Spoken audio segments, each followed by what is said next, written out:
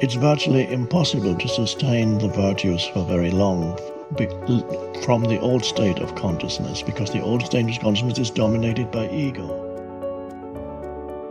One of the greatest difficulties is handling this issue of ego and keeping it under control. So we need to reveal who we are, but we also need to master the art of who we are presented as our best, as it serves us and our children, as it serves us and our friends, as it serves us in our business.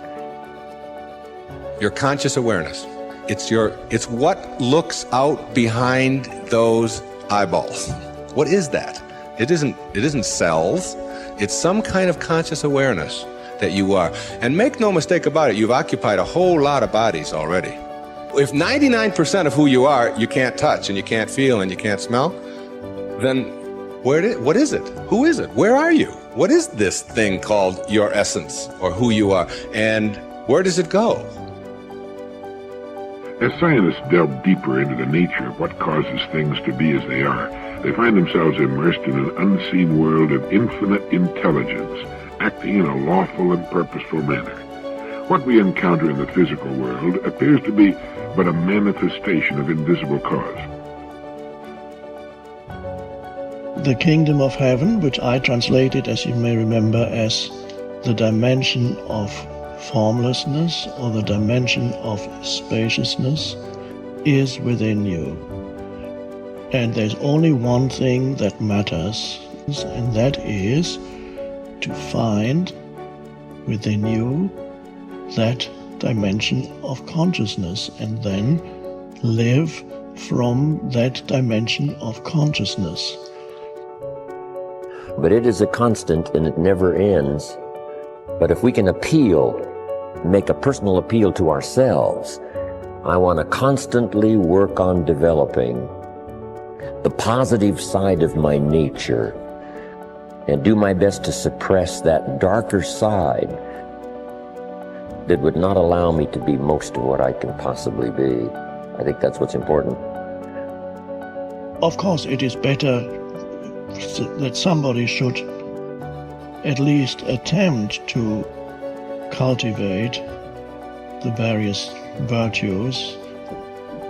To cultivate this, it's a wonderful intention, and it's better than not trying to cultivate it, but ultimately you won't really succeed unless there's a shift in consciousness in you that is primary.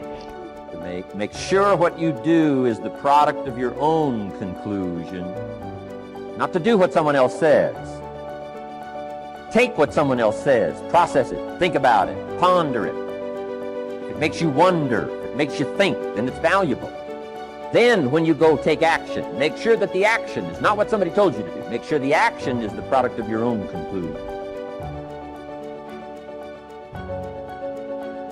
A lot of people say, I want to quieten my mind, and then they struggle in meditation, but trying to quieten the mind is a thought, so it's also the mind. So you can't use the mind to quieten the mind, right?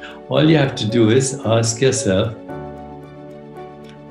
what am I aware of right now? And then favor the awareness instead of the experience, because the experience is a projection of the mind.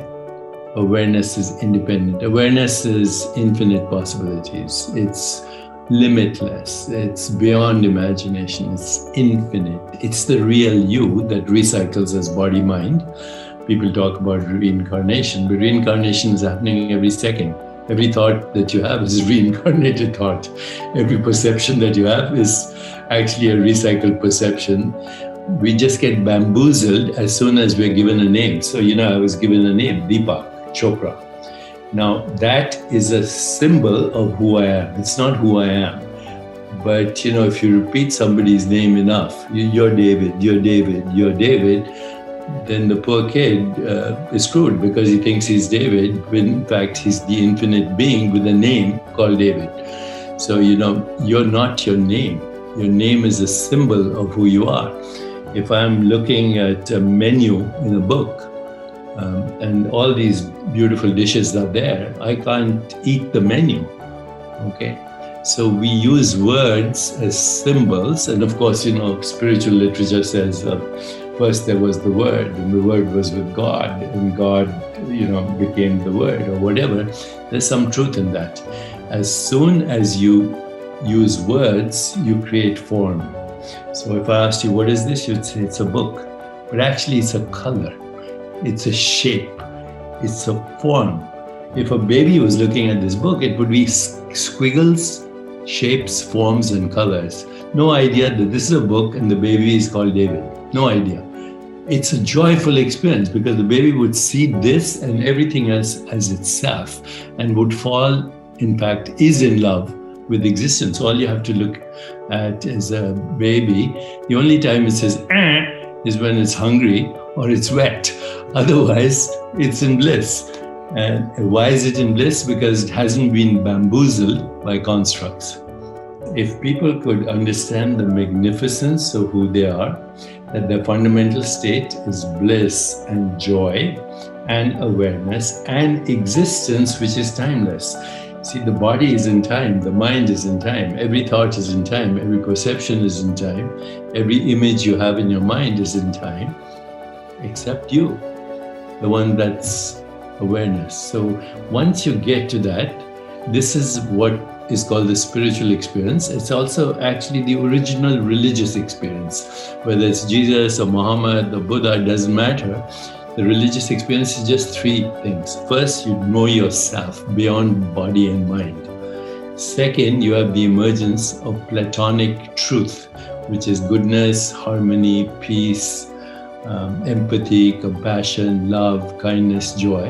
And the third religious experience, not religion, I'm not talking about religious dogma, religious experience, loss of the fear of death.